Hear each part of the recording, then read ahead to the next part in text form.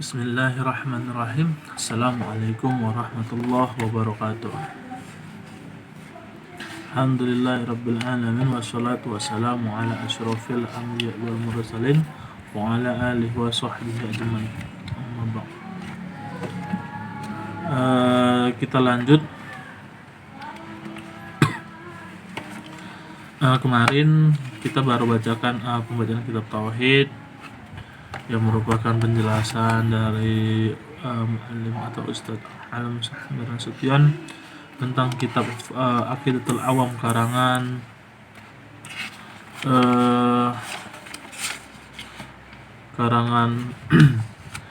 Syekh Ahmad Al-Marzuqi.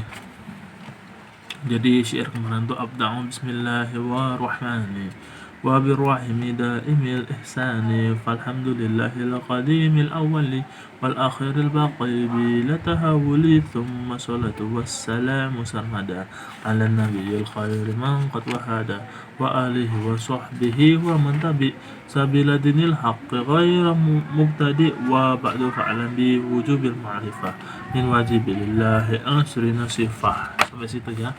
Kita lanjut.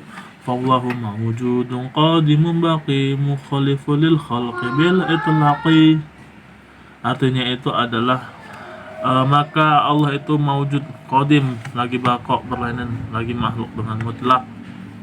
Maka maksudnya adalah Allah itu adalah mawjud yang berarti bertempat ada. Qadim kekal, lagi baqo. Qadim yang maha awal, baqo yang maha akhir. Artinya qadim itu yang terdahulu dan baqo itu yang kekal. Mukhalaful khalqi bil itlaqi, yang berlainan, yang berbeda, yang memiliki sifat yang berbeda daripada makhluknya secara mutlak. Tambahan Allah itu bersifat wujub dan qidam dan bersifat baqo dan mukhalafatuhu lil hawadith.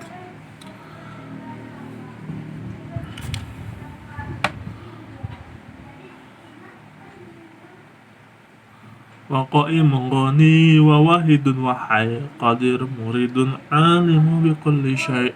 Dan Allah berdiri sendiri, maka maha kaya dan esa, dan hidup maha kuasa, berkehendak, maha mengetahui dan tiap-tiap sesuatu.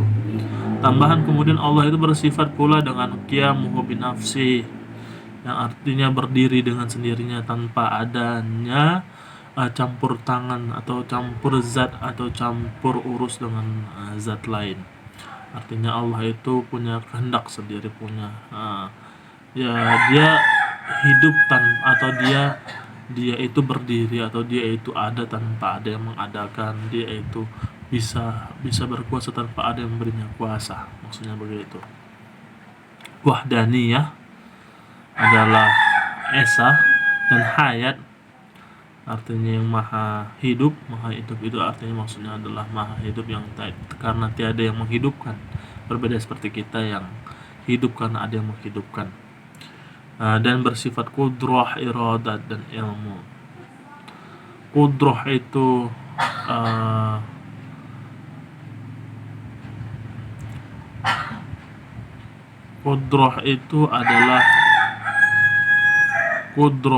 adalah ketetapan Allah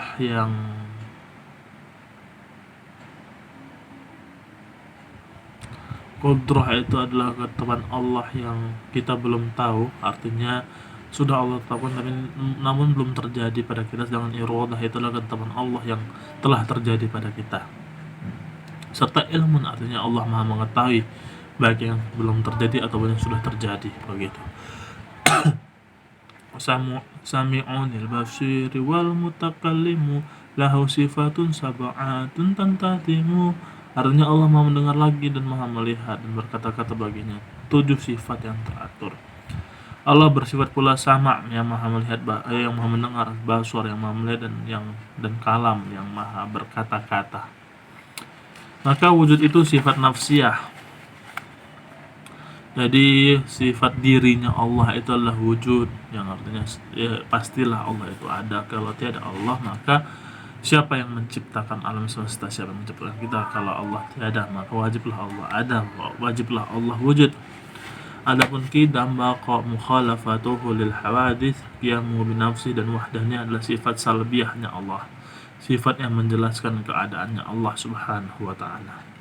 Lalu qudrah, iradah, ilmun, hayat, sama, basar, kalam, maka ini adalah sifat ma'ani, sifat yang memakna, yaitu yang yang melekat pada Allah Subhanahu wa taala, yang jika tiada maka tiada kuasa dan tidak esalah Allah Subhanahu wa taala itu tadi.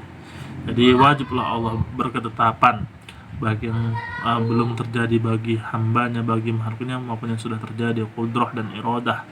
Wajib Allah maha mengetahui segala sesuatu baik yang belum terjadi dan sudah terjadi. Wajib pula Allah itu maha mendengar, maha hidup pertama.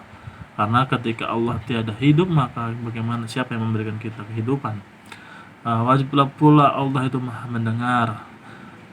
Kalau ditanya mendengar dengan apa, wallahu a'lam, itu adalah kuasanya Allah, tidak kuasa kita untuk mengetahui bagaimana cara Allah mendengar. Namun Allah mendengar berbeda seperti kita mendengar dengan telinga, dengan mendengarkan suara. Allah bisa mendengar tanpa adanya suara. Lalu basar, maha melihat. Ya, lalu kalam adalah maha berkata-kata. Maka berkata-katanya Allah itu bukan seperti kita berkata-kata, melainkan ya dengan Allahu a'lam. So Allah yang mengetahui bagaimana berkata-katanya Allah. Faqudratun iradatun sam'un basar hayatun ilman kalamun istamar. Sedangkan kaunu qadiran, kaunu muridan, kaunu aliman, kaunu hayyan, kaunu sami'an, kaunu basiran, kaunuhu mutakalliman, maka ini sifat ma'nawiyah yang menjelaskan dari sifat ma'ni tadi. Jadi berdasarkan daripada penjelasan Imam Al-Asy'ari yang menjelaskan tentang sifat 20 Allah ini, sifat wajib Allah yang 20 ini, itu membedakan antara ma'nawiyah dengan ma'ani. Artinya namun saling melekat, saling berkesinambungan. Berbeda dengan Al-Imam Asy'ari dan berbeda dengan Al-Imam Maturidi tentang penjelasan beliau tentang masalah akidah yang hanya menjelaskan 14 sifat wajib Allah. Namun ketika di sifat ma'aninya juga melekat sifat ma'nawiyah. Jadi keduanya tiada beda, hanya Al-Imam Al-Asy'ari itu mendetailkan, sedangkan Al-Imam Maturidi tidak mendetailkan, itu saja. Faqudratun iradatun sam'un basar hayatunil ilman kalamun istamar maka Allah bersifat kudrah, iradah, sama, basar, hayat, ilmu, kalam yang senantiasa.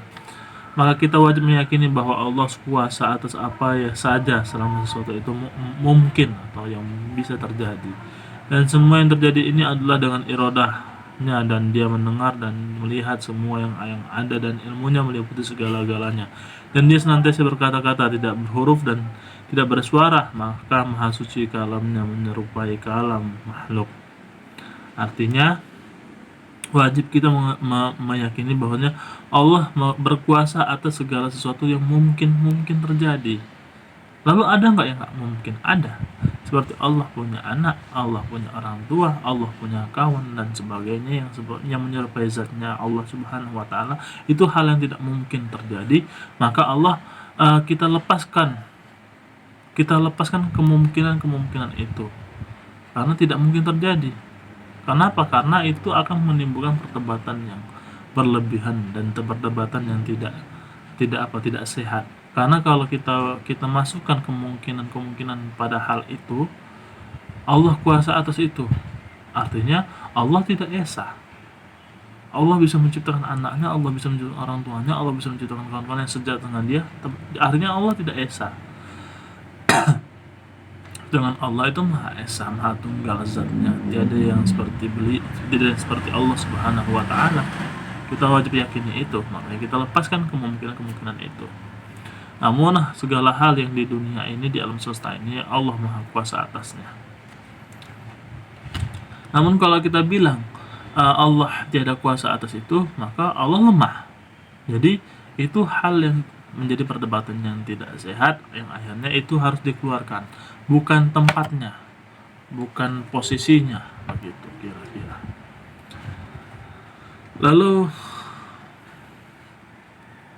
Allah Maha mendengar, melihat, dan ada ilmu yang semua yang ada, dan ilmunya meliputi segala-galanya, dan senantiasa berkata-kata, namun berkata-kata tanpa huruf, tanpa suara. Maha suci kalamnya Allah Subhanahu wa taala dari menyerupai kalamnya makhluk. Jadi kalam Allah berbeda dengan kalam kita tidak bisa, atau mungkin bukan seperti kita berkata-kata dengan bahasa, dengan suara, dengan huruf dan sebagainya. Allah tidak seperti itu. Yang terakhir, wajaiz bifadlihi wa adlihi tarkuli kulli mumkinin kafi'lihi, dan yang jaiz bagi Allah dengan karunia-Nya dan adilnya meninggalkan tiap-tiap mungkin seperti juga perbuatan yang memperbuatnya. Artinya Allah bersifat jaiz. Jaiz itu artinya boleh, mungkin, boleh-boleh saja. Allah memperbuat yang mungkin ataupun meninggalkannya, karena Allah Ta'ala tidak wajib menjadikan sesuatu dan tidak pula mustahil, tetapi Dia memperbuat apa yang Dia kehendaki. Maksudnya apa? Kuasa Allah, kehendak Allah atas alam semesta ini itu jaiz bagi Allah. Mungkin saja, bisa saja. Karena tiada kewajiban bagi Allah Subhanahu wa taala untuk melakukan sesuatu terhadap alam semesta ini, dan tiada pula kemustahilan bagi Allah Subhanahu wa taala untuk memperlakukan sesuatu terhadap alam semestanya. Maka apa yang Ia kehendakilah yang akan Ia perbuat dan akan terjadi.